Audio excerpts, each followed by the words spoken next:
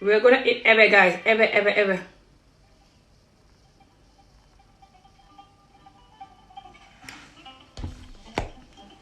Ebeh, bismillah. Dog jot na si Dakar ak li ko wër, alhamdulillah. Bismillah. Dog jot na si Dakar ak li ko wër, alhamdulillah.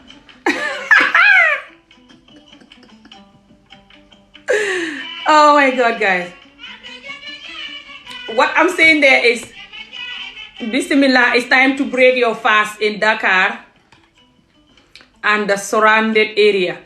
Long time ago, when it's Ramadan, when I was young growing up, Gambia have to listen to Senegal radio to tell people that it's time to eat during the Ramadan. Growing up. Guys, I'm eating ebeh. Dikk leen lekk. Bismillahi rahmani rahim.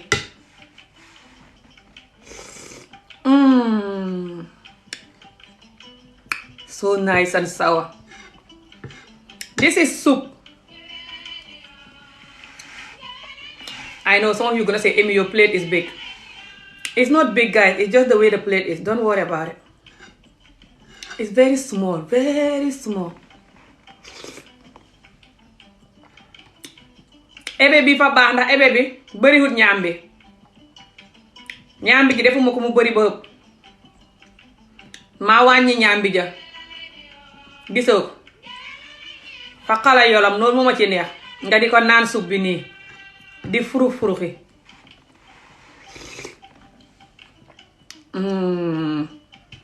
so nice and chili mu ngi saf kaane ta foro. Njaaye ni du ngeen dikk lekkan moo gën ngeen toog foofu noonu su ngeen ma gisee may lekk seen xel nit.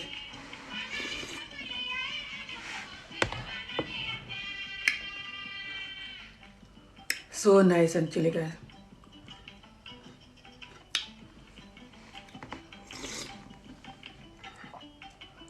If you are not from Gambia, you don't know what this is.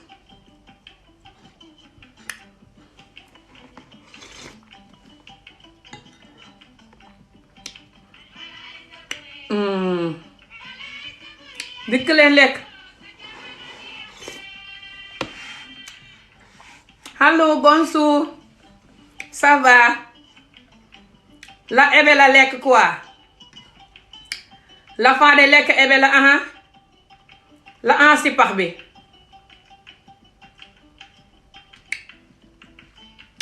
La aha kaane gi?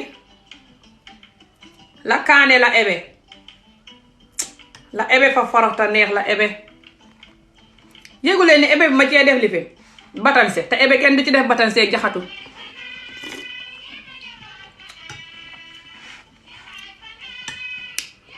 maa xamee batanse te batanse bi xaw ma nu ma koy defee ma def ko ci ko batanse bee ne nii seenu ko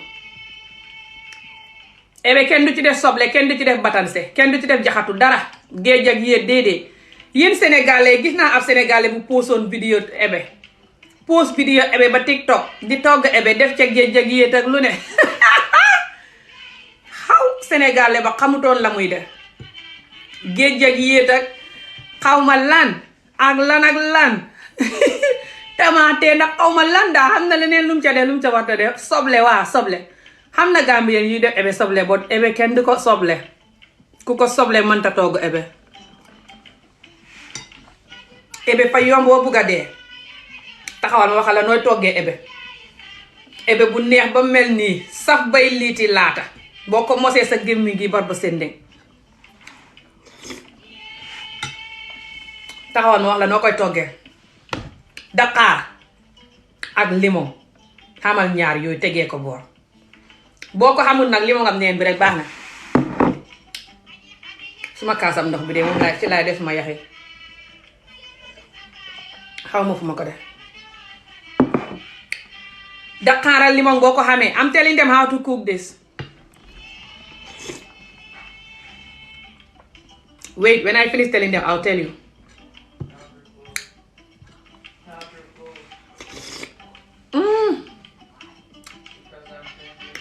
So nice and chilly. soo xamee daqaar xam limon xam kaane kaane doom ak kaane sunguf wala boo ci xam rek baax na waaye kaane doom bi moom fa ci baax de kaane tëmbal fa ci baax tey tax mu am xeti kaane gu neex lii de xaw ma ñaambi ji la xaw ma faam ñaambi ji yoo xam ne ñor na waaye nooyut parce que fa dijji ñaambi xam nga moo kaane xem moo kànjaa xem sorry bu dijjee duy nangoo ñor de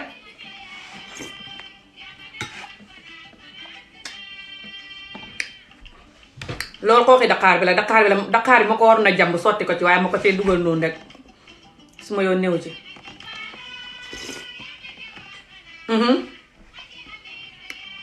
xam nga nooy toggee ebe boo xamee sippax nga taaj sippax ba soo xamee jën nga taaj jën ya man xaw ma jën sardeñ laa xam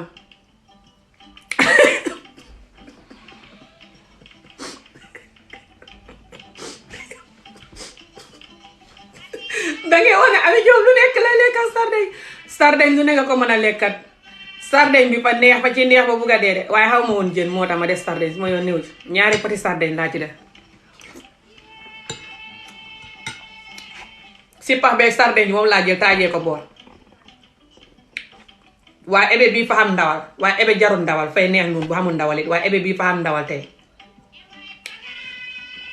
ndawal gi ci boppam moom ngay teg di ko baxal def ci tuuti xorom ak magi wala jimbo wala loo xam rek def ndox mi bu demee ba xëpp ndawal gi nii rek doy na bu mu xëpp ndawal gi lu bëree bëri na ko xëpp tuuti rek comme ça ndawal gaa ngi nii ndox maa ngi nii tuuti na ko xëppee finis su ndawal gi baxee lu mat fukki minutes yooyu ñaar fukki minutes parce que ndawal bitim réew fay gaaw a ñor fukki minutes sax bu ko baxee doy na seen nag yi fañ leen di engrais seen ndawal yi fañ leen di xar yeeg nag yi fañ leen di engrais bañ xem ni pajaas ñaari fan rek ñu xem ni pajaas boo koy baxal fukki minutes mu nooy nepp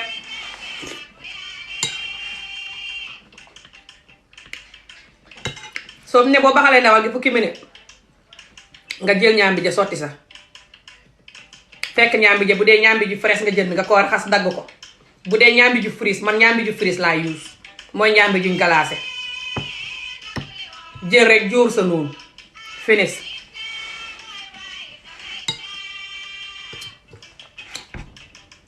baxal ko mu bax lu mat fukki minutes ñaar fukki minutes yooyu nga dikk def ci sa diwtiir def ci sa kaane def ci sa limon def ci sa daqaar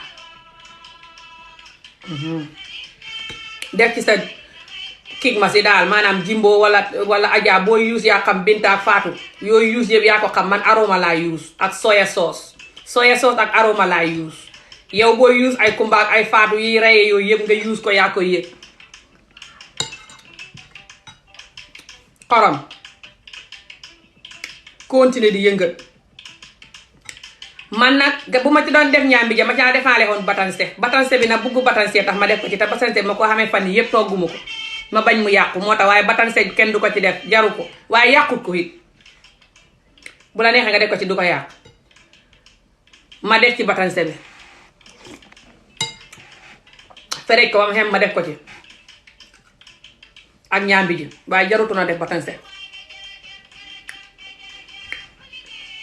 baxal di yëngat soo gisee ne mu ngi fat ji nga ne mu ngi fat nga dal di jël jën yaag fekk li ci def pour nga teggi ko daal ay fukki minutes du ko paase nga soog a jël jën yaag sippax ba def ci jën yaag sippax ba doo ko ci teel a def di gannaaw boo ko ci defee fukki minutes waru koo paase ndax moom fay gaaw a ñor te moom boo ko toggee ba mu hëpp baaxaay bi yëpp ay dem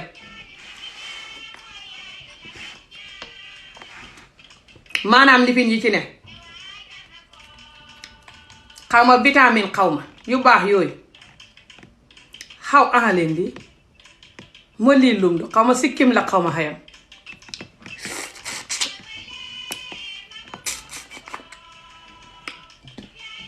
fa xam loolu de ñaari bant yooyu ne coowu coow ñaari buum yooyu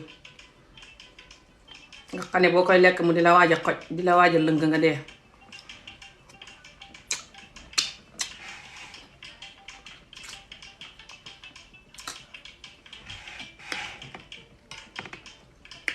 ebe noonu la ebe daal fa yomb. Daqaar boo ci def limon nga def ci daqaar bi boo xamul daqaar nag limon ngi neen baax na. soo paree nga mos ko seet bala nga koo teggi nanga ko mos seet xorom si. boo ci defee jën yéeg yooyu bala nga ko cee def nga mos xorom si njëkk. so léegi su fekkee ne jën nga xam jën yu tooy fa ci neex moom it jën yu tooy yi boo dugalee ñàmbi ji ba mu commencé di bax rek nga def ci jën yu tooy yi wëcc ko lu mat 5 minutes ba jën yi bax ba nga xam ne jën yi xam nga fa gaaw a ñor nga seppi jën yi taaj ko tànn ko nii génnee yax yi waaw taaj ko ba nga xam ne ngeer na nga soog ko cee delloo bu ko ci teel a delloo de fay seey yëpp ba pare I don't know man daal du ma si bëgg a gaaw a def jën yéeg yooyu.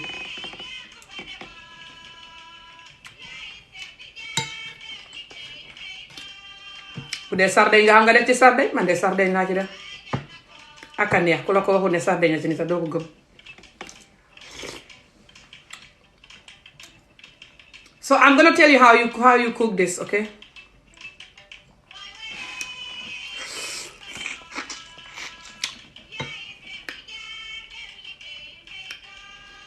So this is cassava.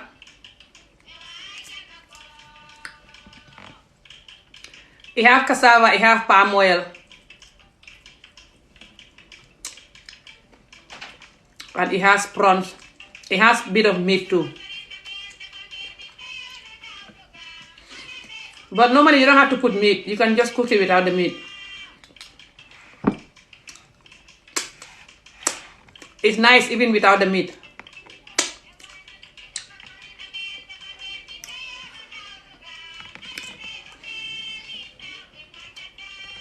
You want to try it? It's so nice. Try it with sardine. It's so nice. I cook sardine with everything. I love sardine. Sardines are so nice and very good for your health and not expensive too. Very easy to deal with. You just open the pot and it's there.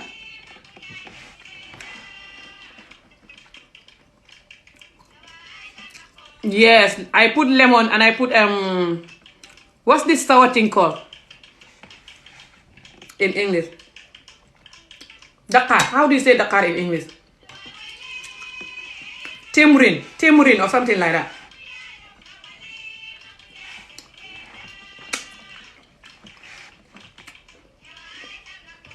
So it has meat, as you can see. But even without the meat, it's nice. I don't normally cook ebeh with meat.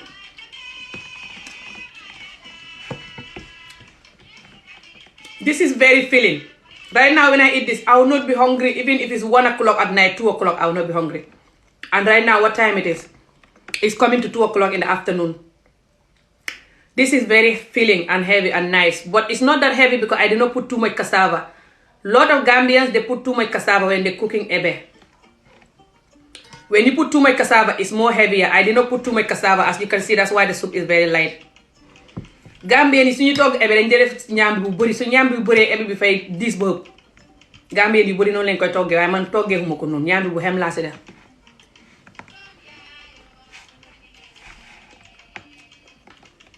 So what you do is you can use smoked fish. You know how you can buy smoked mackerel or any smoked fish. If you don't have that, you can use any fish you have. Or you can use sardine.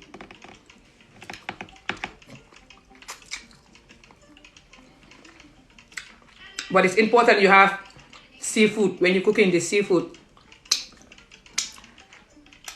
I forgot to put the seaweed. You can put seaweed on it when you are cooking it. It's nice.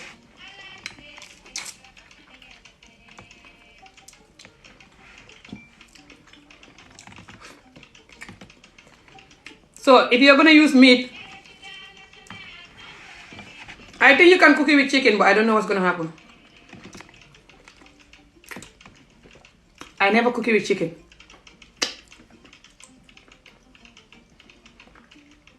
I think it's better you use meat or you don't use any chicken. But you can try the chicken.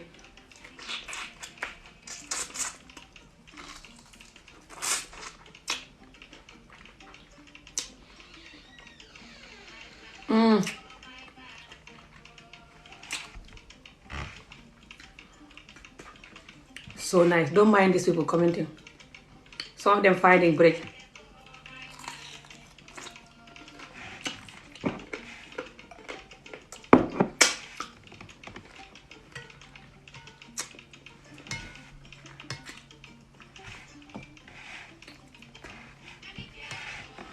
So how you cook this is you put the cassava on. If you're not using any meat, you just boil the cassava alone. You put water over the cassava, not too much water, but little over the cassava, you know, not too much over the cassava. But if you're gonna cook it with meat like I did, I put a little bit of meat.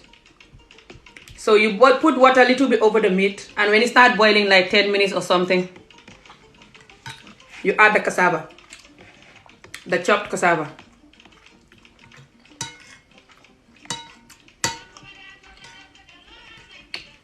You can also cook it with yam if you don't have cassava. But in Gambia we use cassava. If you buy frozen cassava that is already frozen, don't worry, try to chop it, it's hard. Just put it like that, it's fine. So when it's boiling, you keep stirring, you know, once in a while. Let it boil for like 20 minutes.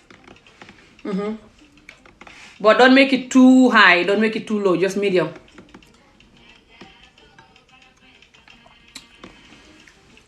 Yeah, that's why I'm explaining the recipe. So when it finish boiling, not finish boiling, when it boils for like 20 minutes, okay? Either you have meat in it or you don't have meat in it. It's just cassava alone. If you're doing the seafood one, you just use cassava alone. If you're doing the meat and seafood one, you boil the meat for 10 minutes first. Put the water until it's little over the meat, not too much over the meat, just little over, like 1 inch over the meat. Boil it for like 10 minutes, 10 to 15 minutes, medium heat, not too high, not too low. And then you add the cassava. When you add the cassava, you continue boiling again for another 15 to 20 minutes. And then you add your palm oil. You can do any amount of palm oil you want, but you don't have to do too much.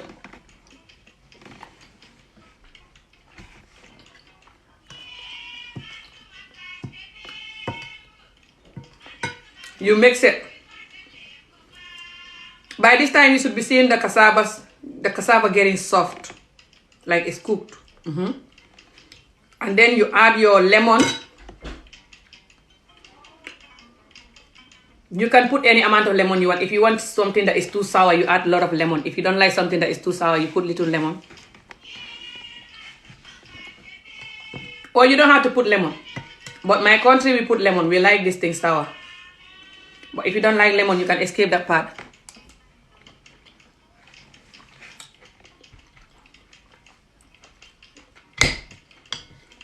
And then, that's the fat from the meat. You continue boiling and stirring for another 5 minutes or so. You see that it's getting thicker. The soup is getting thicker. And the cassava is getting more and more soft. Then you add your, first when you're boiling the meat, you put a little bit of salt and chili, if you like chili. If not, just put a little bit of salt. So right now you have to add more salt if you want, or you don't have to add salt. You just put your seasoning cube. Any seasoning cube you're using, you have to add it now. And you add soy sauce. I use aroma seasoning powder. And I use soy sauce. That's what I use. And salt. And I use the tamarind. This brown sour tamarind. If you don't like it, if you don't have it or you don't like it, you can just use lemon. I use that and I use lemon. Because I like it sour. So you keep stirring and mixing until it gets thick. No. You add your fish. Did I explain that? Add your fish, your prawns, you know, any seafood. If you're cooking it with meat, this is the time you should add your seafood when everything is thick. When you know that you have 10 minutes left before you take it out. 10 minutes or less than 10 minutes. That's when you add your seafood. That's how I like it. But some people cook the seafood for too long. like they add it early. It's so tasty because when you don't overcook it, it tastes better.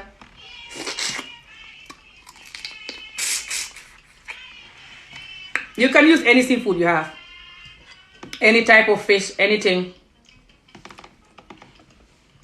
Just don't cook it over 10 minutes if you want it to taste better, especially the prawns. When you overcook prawns, you take away the goodness and take away the taste.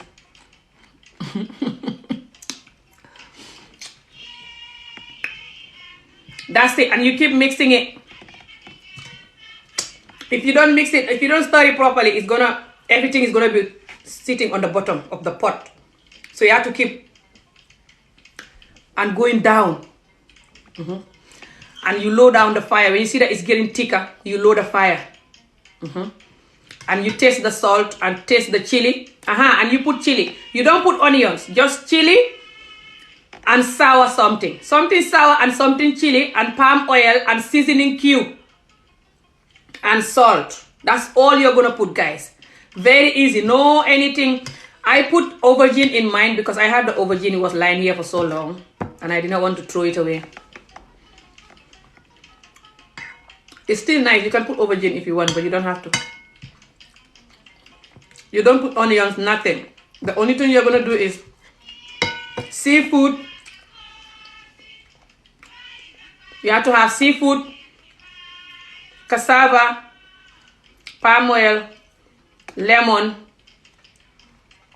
seasoning cube, or whatever seasoning stuff you're gonna use, salt, seafood, and that's you done. But you can have meat. You can use meat if you want to, like this one, but you don't need to use meat. This one, but you don't need to use meat. My phone is not charged.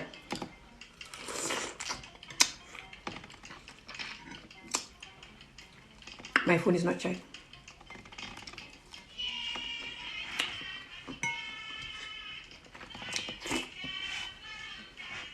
So that's how you cook ebeh, guys. Noonu ngay toggee ebeh comme lu ma leen explainer. Ebeh, you have to have chili. This is chili. You know the Scott bonnet, they call it. The chili that is in like round bowl, you know, like that hot chili. I put chili powder and then I put that one too. But I did not blend it. I just put it.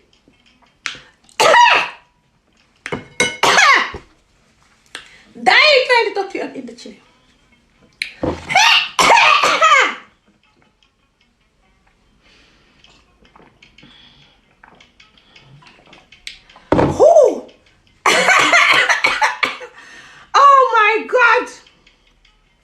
Look at my eyes.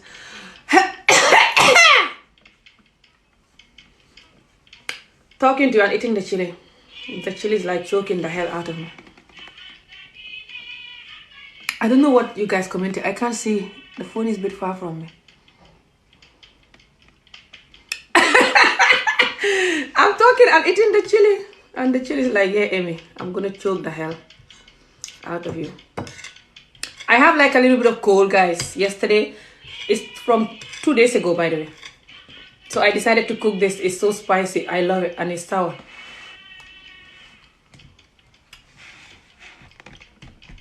This is good for when you have cold or just when you want something sour and spicy.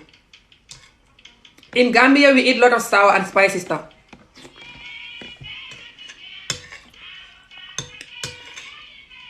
ñun waa Gambie bañ bëgg lu forox te saf kaane. Thank you so much. Lu forox te saf kaane lañ bëgg.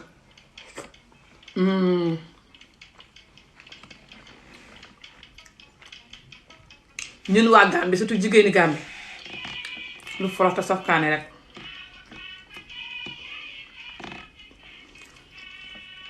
Gambian, especially the women, we love something that is chili and spicy. We love it. It's in our DNA. And we cook different things that are chili and sour and spicy. Yeah, that's the word I'm looking for. ñun dañ bëgg lu forox te saf kaane Foro te saf kaane. Yes. Sour and spicy. Yes. Foro te saf kaane. Foro is sour.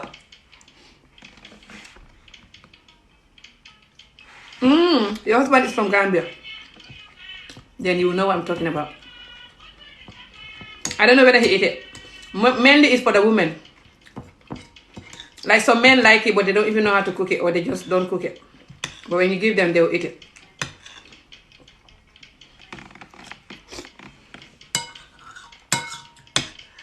But we have a lot of meals that are sour and spicy. ñun waa Gambie suñ togg yu bari fa forox te saf kaane. Forox te saf kaane suñ togg yu bari noonu la du ebe rek de.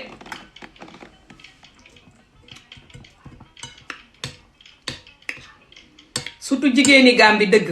togg gu forox te saf kaane ay kaldoog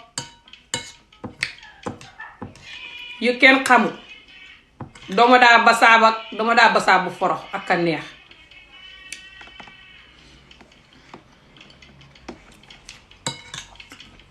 Me, my father is Senegalese, but I'm Gambian because I'm born in Gambia and brought up in Gambia, and my mom is Gambian, but my father is Senegalese.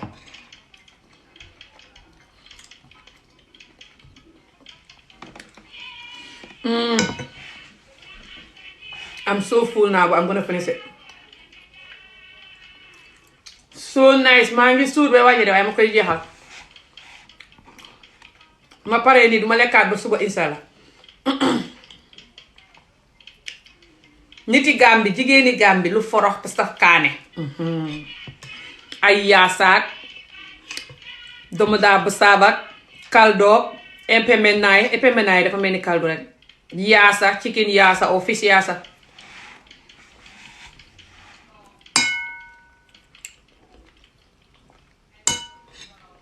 ñun togg yu forox te saf kaane yu bari lañ xam Gambie. te limon dafa baax ci yaram. limon fa baax ci yaram te ñun ba ñuy lekk limon. nit kuy lekk limon wér gu yaram rek.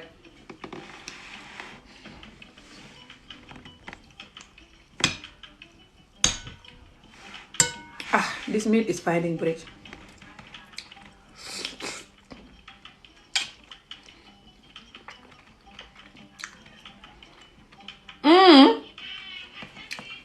You want a Senegalese husband? You will have it soon. Keep coming here. Keep coming to this life. Kooku mu ne jëkkëri Sénégal lay wut. léegi tey ngeen takk ko mu ngi noonu. jëkkëri Sénégal lay wut. You have a husband soon from Senegal or Gambia. They always here.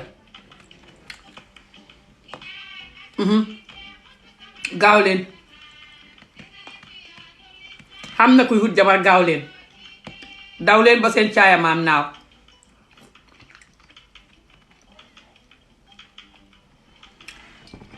Don't worry, they'll contact you soon. They're gonna send you requests, you add them. Some men from our country, Gambia and Senegal, some men are very good and kind and loving. That's the reality. Just some are cheating and idiotic like every other man, of course. And just cannot even kiss you correctly and going crazy. Some of our men do like chicken sex. If you're a woman who is like me, you don't like chicken sex. If you have a man from Senegal and you don't like chicken sex, you have to pray to God to not give you a man that is going to give you chicken sex. A lot of men from my country just give you chicken sex. Especially if they have a correct manhood, they feel like the correct manhood is all they need. And then they're just jumping on you like a horse, be like, you're like, what the hell, man? Do you know I'm not a horse? And some of them are very mean and they don't like, they'll be like, well, I'm tired. Or they'll be like, you think you are a white woman? Play, every time, play. You are in America. That's good. Are you American or? Doesn't matter where you are. You can have a good man. Some of our men like playing and they're good and they like playing, you know. I love it. But some of them, they're just so evil. And they don't like to play. And they're just so idiotic. And they're gonna tell you that that's for white people. They're gonna tell you, I'm not tubab, I'm not a white person. I hate it when they do that.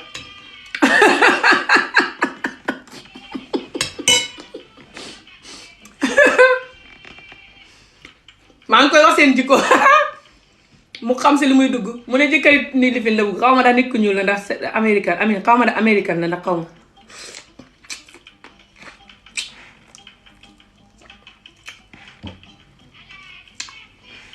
mu ne jëkkëri Sénégal la bugg ma ne ko xam na Sénégalais ak Gambien yu baax te bugg nit te baax la suñ la buggee bay ni nekk ku baax te dëggu te baax waaye xam na si ñoo xam ne fañ bon te duñ nangoo foxee jigéen fa ñuy mel ni ganaar ci kaw lal bi tëb ci peelu sa kaw ni ganaar gu ndeete bañ di ko waaj a suuli xam ngeen ndeete mooy feebari ganaar yooyu nga xam ne bu dalee ganaar yi ñuy karkari Afrique ndeete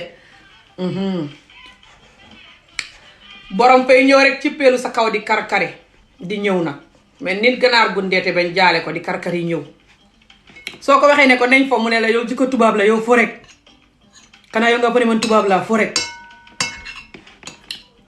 surtout góor ñi ci xam góor yaayu correct fa ñuy tëb rek mel ni fas sa kaw ci peelu sa kaw ni fas wuñ jaale wax naa ko de mu xam wax naa ko it ne ko fa ci xam ñoo xam ne fañ bugg jigéen te caga taxay dal leen waa xam nañu baax nag comme ça façon góor yi nekk bitim réew nii rek xam nañu baax xam nañu bon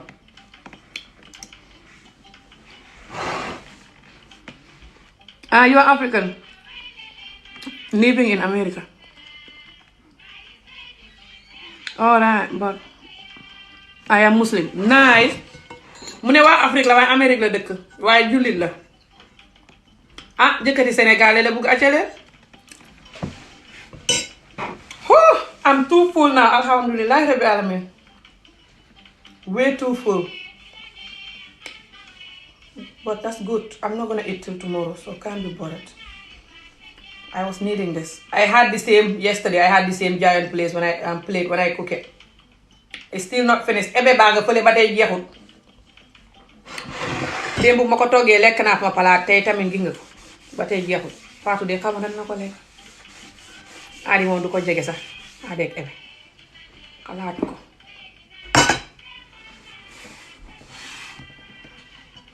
Adi du ko laal. My son will not eat the Ebeh.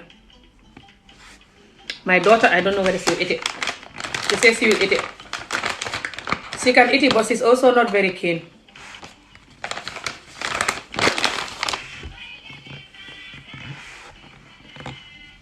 Alhamdulillah, yes, I said that. Billahi ami tumi xawma lan fleen xawma lan bukkub xawma lan xawma lu ko bind man du may xam lu ngeen di bind. I don't know what they're writing in French or Wolof. My Wolof reading is very bad. But I teach people Wolof. I teach them my own way. I teach people Wolof my own way. If you want to learn Wolof, I can teach you in English my own way. You email me my email address above. I'll teach you Wolof. Yes, I do Wolof lesson. Very serious. It's true that.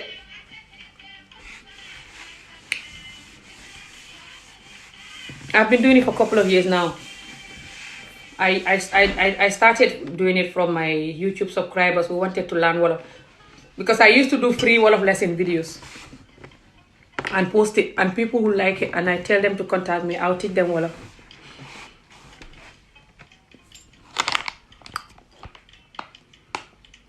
Ami bàyyil ami dama la bëgg billahi ami dama la bëgg maa ngi si Tuuba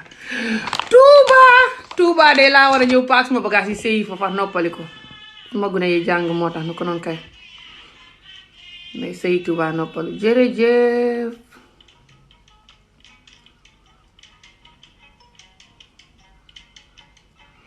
tuuti rek oh that's nice tuuti xolof nga dégg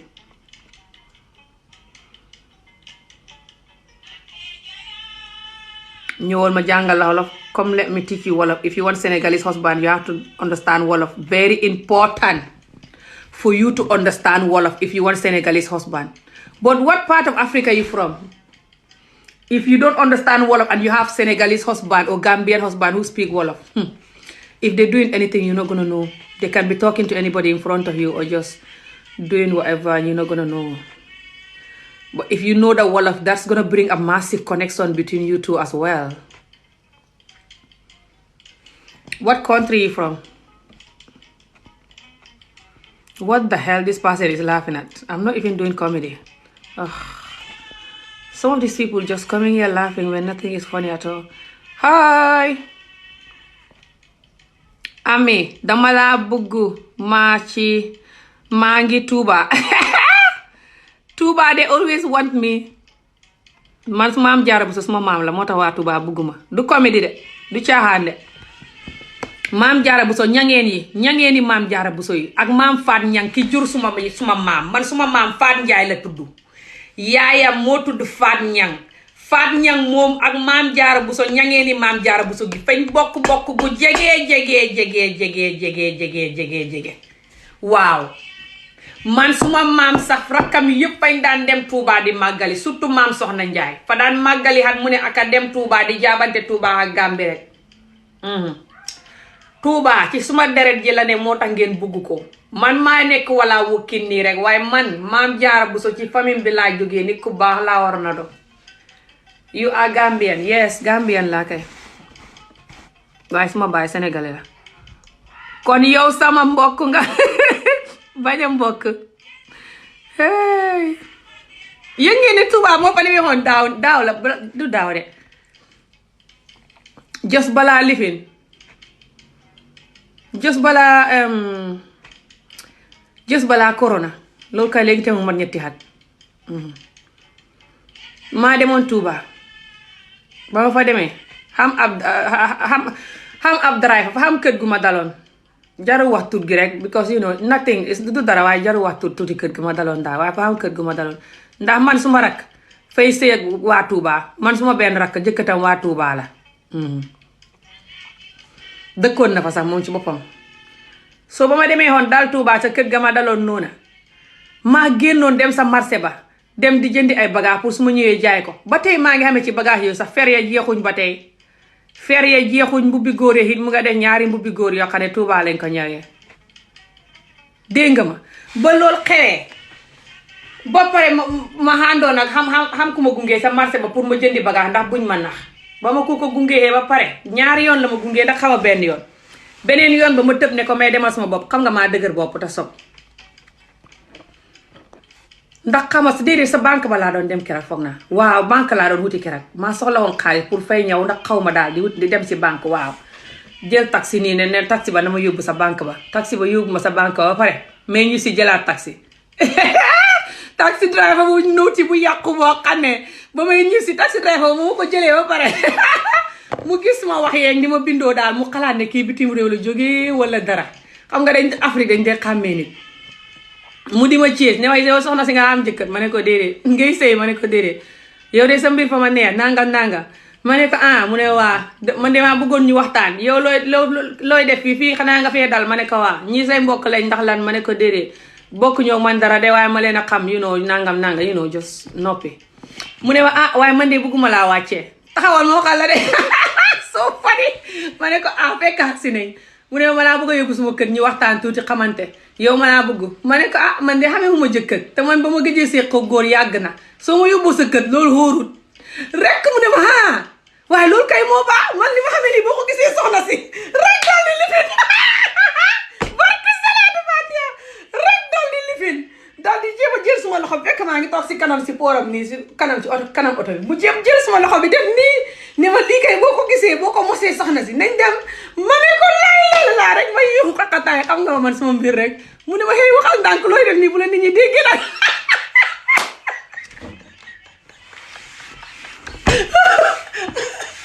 loolu fàtte naa ko mënoon naa ko wax comédie ngeen ree fàtte naa ko sax non ma ne ko lii de is nice waaye nag xaaral ma ñàkk a dem rek su ma demee xóorut ma ne ko man maa waatal sama bopp ak yàlla ne fee deewuma ku ma takk du ma xéeg soo bëgguma dem tëdd ak yow mu ne waxee ma lay takk man jabar lay wut buñ demee ma lay takk nañ dem rek xamante ngir yàlla soxna si nangam keroog dama réew bëgga maa wàcc sax waa kër gi xam nga ndax déggoon nañ ma am déet bon kër googu dañ dee tëju si biir néeg bi rek xam naa moo tax dégguñ ma waaye ma doon ne ñi mbaa duñ ma ne ami looy rey ak taxi driver bi ma wàcc di xaqataay taxi driver naan ma yow soxna si kaay kon jox ma sa numéro lu ne muy wax ma ne ko déedéet bilaay taxi driver bu nooti bad boy boo xam ne si saa si rek mu jël suma loxo bi teg ko si lifin bi ba mu ko dee man maa gëj a xam góor gëj a dugalante góor su ma demee sa néeg loolu xuur rek mu jël suma loxo bi teg ko Afrique loolu fii kenn du ko ñemee def si laa xaqataay rek mu ne ma kon kay yow nañ dem yow kay yow nañ dem góor dëgg ngi nii li ma xamee boo ko gisee boo ko mosee rek jël suma loxo bi ne ko si napp oh my god ma ne ko that's nice waaye xaaral ma wàcc gaaw daw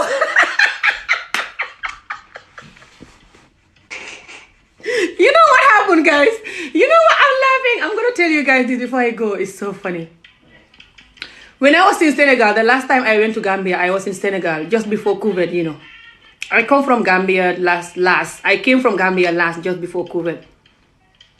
And I went to Touba then.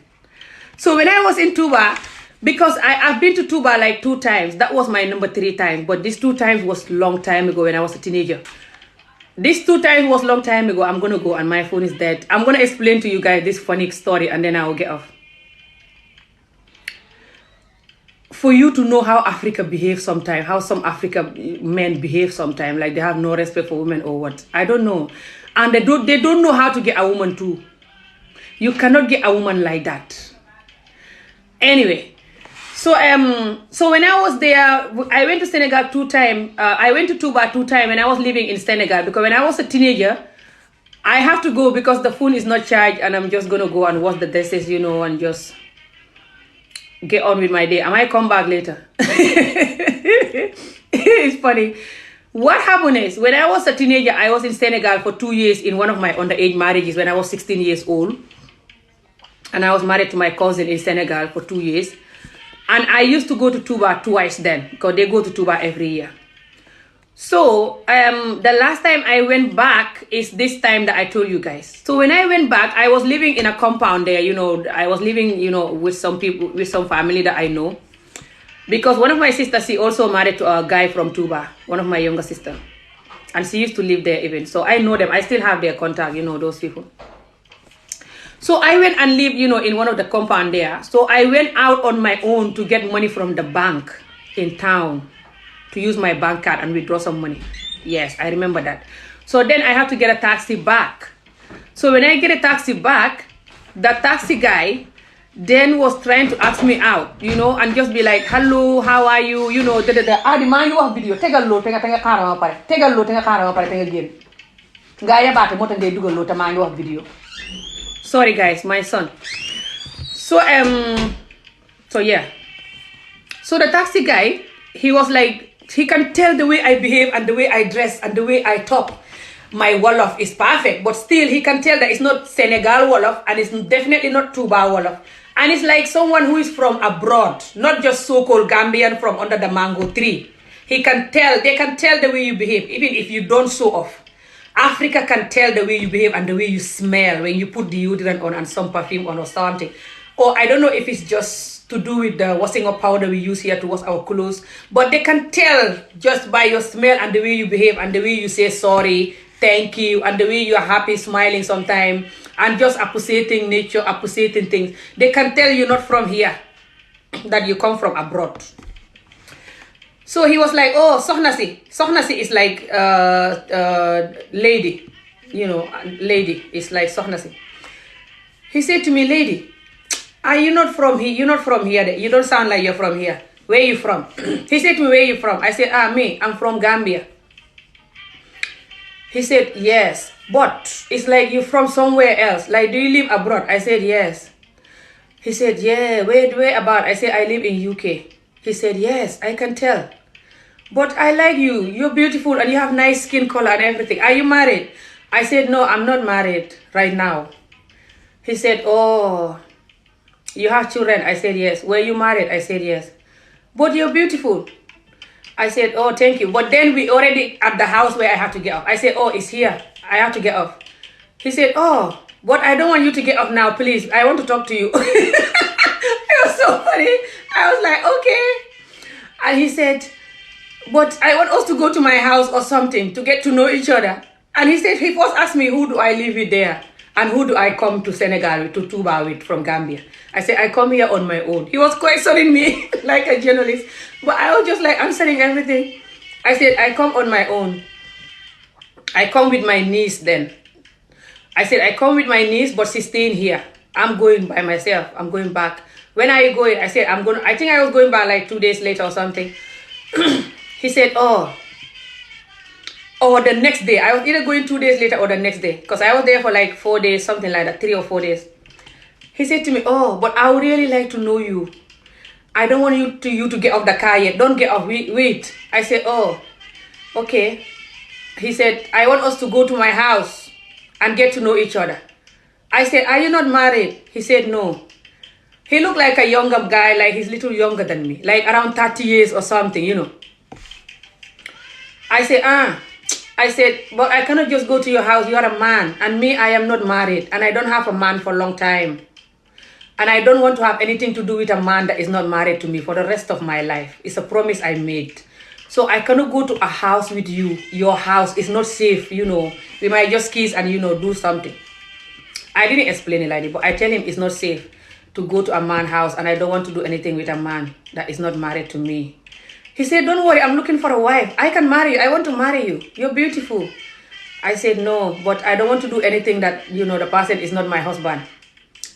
And the man just said, you will love what I have. And he just grabbed my hand and put it in his thing, guys.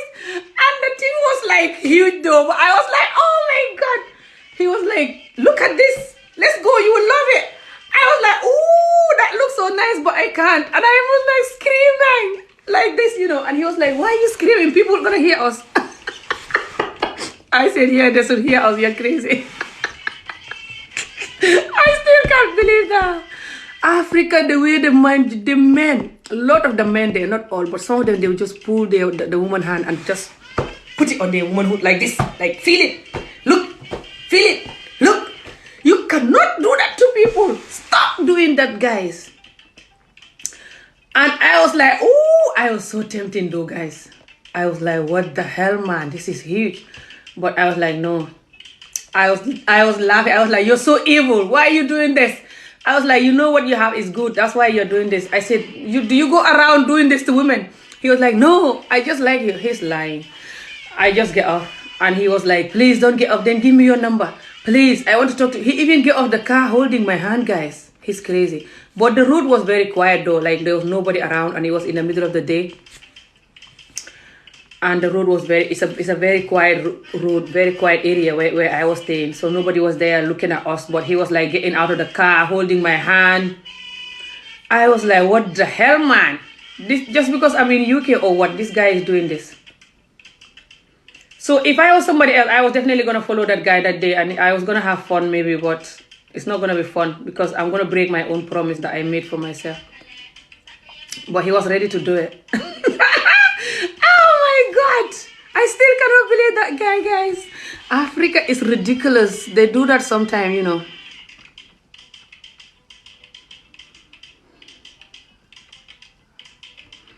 xaaral ma ñëw dem li ma doon explain si xolof laa doon waxtaanal kii rek.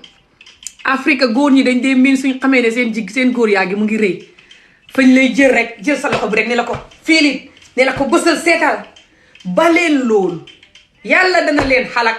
yàlla joxul leen góor yaa gu réegi pour ngeen di jël jigéen ñi di naan fiilal fiil koo gis ne ko fiilit hiya fiilit xam nga ne su ko nit ñi fiilee fañ koy bugg moo tax baxal li ngay def man tey su ma duutoon jigéen ju xam fayda keroog góor fa ma doon yóbbu naaj wu seloor woo boori tosbaari yàlla tuubaa naaj wu tàng woo fa ma doon yóbbu konoon di ma xéeg ci naaj wu seloor woo ma ñàkkatooy xemm di ma xéeg kon ñu jaale ko te xaw ma ko te man maa ngi xamee sama bopp xat yi yëpp di xaar ba xamaat jëkkër mu yàqal ma suma li ma doon xaar yëpp dem xéeg ma ci ngelaw ngir maa ngi jógee bitim réew rek.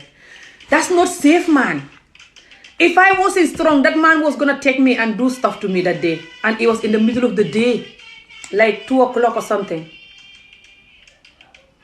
Very hot sun. It was roasting hot. He was gonna take me to wherever the hell his house is. I am sure it's gonna be very hot house as well. Tuba is very hot. And he was gonna do stuff to me in the middle of the day. And I was gonna be angry after because I was gonna betray myself because I promised myself I'm never gonna do anything with someone that I'm not married to. But he took my hand and put it in his big thingy. So he was gonna make me do that if I wasn't strong. This is very bad. You guys have to stop making the woman feel your manhood, especially if you know you have a good manhood. You have to respect it. And God will punish you. God don't give you the good manhood for you to keep grabbing woman's hand to feel it. Feel. Don't do that. Behave yourself, even if the woman is from UK or anywhere. That's not gonna make them marry you. Loolu du tax ngeen xam jabar ku jógee bitim réew. Gis nga góor góog su fekkoon ne fa def boppam nit for exemple te jëlul suma loxo bi rek ne ko tàpp sa góor yaa xam gu rëy googa. Nu konoon mën naa xam danaa doon jël numéro ñuy wax ba mën naa xam góor googa dana do suma jëkkër. Lii du caaxaan de yéen laay dimbale nii. Góor yaa gi nim rëy ma koo gedd daw te xooluwuma ko foog ne kii xaj la su fekkee du duhul xaj sax maa foog ne xaj la ngir nim def. Nit ku jógee bitim réew rek waxta tax nga des sa bopp xaj di ko xëcc loxo bi di ko teg si sa tay sa góor yaa gi naan nit ki soo ko yóbboo dem xéeg ko xamoo nit ki ban façon nit la te yéen ñu bëri sax du ngeen use nylon googu ngeen di sol du ngeen sol nylon ngeen di tëb rek xéeg nit ki noonu xamuleen nit ki fu mu cosaanoo ngeen xéeg ko. Not good. They don't even wear protection. A lot of men like that, they don't wear protection because they don't respect themselves enough to wear protection. They're just gonna jump on you raw. That's not safe for both of you. Xuuru si yow jigéen ji xuuru si góor gi. Su fekkutoon ne góor gi dafa taseeg man fekk ma xam suma bopp bi may jàngal suma bopp xat yi yëpp. Su fekkoon ne góor gi fa taseeg man fekk xamaguma suma bopp nii ni konoon may dem ak moom kerek ndax góor yaa xam gi fa rëy ba mu ci tegee jël suma loxo bi bës ko ci. Gis yaa ngi koy gis nu mu xem ma ne ko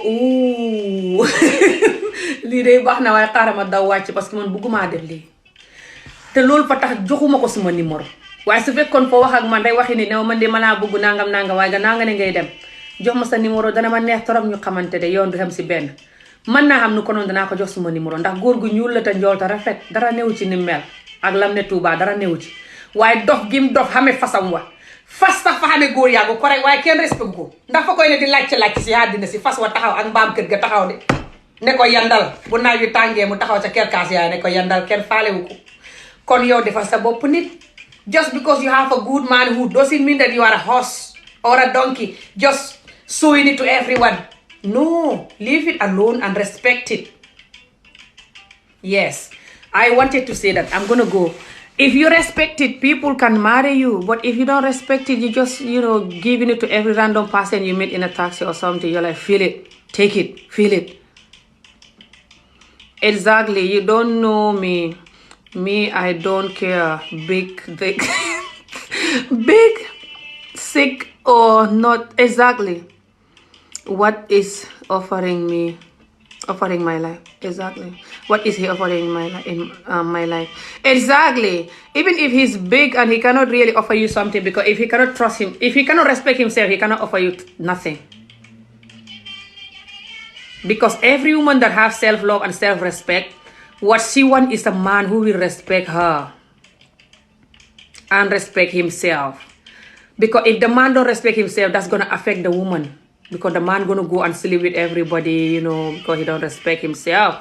And if the woman love the man, she's not gonna be happy. So every woman that has self-respect and self-love, what she wants is a man who respect himself. So the man can respect her.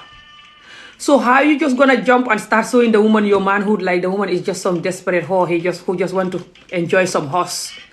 It's nice, but you cannot just fall for that and just keep like a stupid idiot. It's crazy, man. Jigéen joo xam ne fa bëgg boppam respect boppam góor gu respect boppam lay bëgg te góor gu respect boppam. Hello Penda maa ngi ñëw dem sax. Penda na mën naa leen ma doon jël break si vidéo yi ñetti fan yi farma soj barkaati démb la naka nga barki démb maa ne man may jël vidéo man may noppali ko si wax ji vidéo yi ay fan dem YouTube def fa vidéo tuuti ba pare jaal noppali ko TikTok ay fan ba ma waxee loolu rek ma far xëyee soj moo xane du soj mu ma sonnal because jinjar yeeg yi may naan bot moo tax gisuleen ma woon soo maa ngi wax lii bala maa dem góor soo respectu sa bopp doo mën a xam jigéen ju fonk boppam te respect boppam jigéen ju fonk boppam te respect boppam te fekk fa la bugg yow soo respectu sa bopp yow loolu fa koy naqadi soo nexee di jël sa bopp golo gu ne nga jox sa bopp lu la neex nga def xanaa su fekkee yéen ñaar ñëpp lu neex waay def ci sëy bi xanaa loolu su fekkee sëy bi lu neex waay def waaye su dee sëy boo xam ne la yéen ngeen a moom fa gore fay bugg yowit nga gore waaw lekk rek mooy suma liggéey kay liggéey bu neex la te yomb nga ma ko xañaane xanaa soo yow soo respectu sa bopp jigéen boo ko xamee jigéen ja du kontaan ndax jigéen ja doo ko respect ndax soo respectu sa bopp fay naqadi jigéen ja su fekkee jigéen ja bugg na la ñàkk a respect sa bopp mi lim lay defloo fa koy métti moom su dee bugg na la you understand kon nag jigéen ju wét soo ko buggee xam jigéen ju bugg boppam te xam respect ci boppam te wét soo ko buggee xam ngay respect sa bopp yow sa góor yàllum correct bul def taseeg jigéen ci taxi wala taseeg moom palaax rek tëb jël loxom ba teg ko sa góor yaa wala ngay tëb rek di use sa góor yaa gi pour nga xam jigéen ñu gëm seen bopp te bugg seen bopp seen xalaat passé na góor yaa gu rëy gu tuuti xamoo loolu benn góor yaa bu rëy du leen tax a toog ci nit kuñ xóoluwut wel man duma ko nangu góor yaa bu rëy neex na masha Allah dara dàq ko waaye góor gu la respect te respect boppam moo dàq góor yaa gu rëy ci man Ami Jóob ak yeneen jigéen ñu bari kon nag xam leen loolu man nag maa ngi dem xendu leen jàmm I'm going, guys. Yeah, I was saying that to have a good manhood that is correct or whatever you call it, big, is nice. But what's better than that is the person to have respect for themselves and you. And women who have respect for themselves, people like me, I learned self-respect and self-worth and self-dignity all these years. I've been learning that, and every year I'm getting more and more knowledge about that. I cannot have a man that just have a correct manhood or money or whatever, and he have no respect for me and himself. So I'm not gonna be happy. So I'm not gonna stay with him. So I don't look at that only. I look beyond that when I'm looking for somebody. A lot of men don't know that.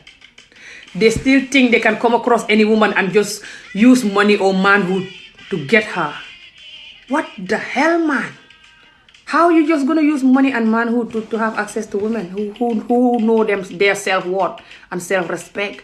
Women who know their self-worth and self-respect, they're not just gonna fall for money and manhood. That's nice, but that's not everything for women who have self-worth and self-respect. Jigéen ñu bugg seen bopp te gëm seen bopp xaalis ak góor yaa du leen di tax teg fen.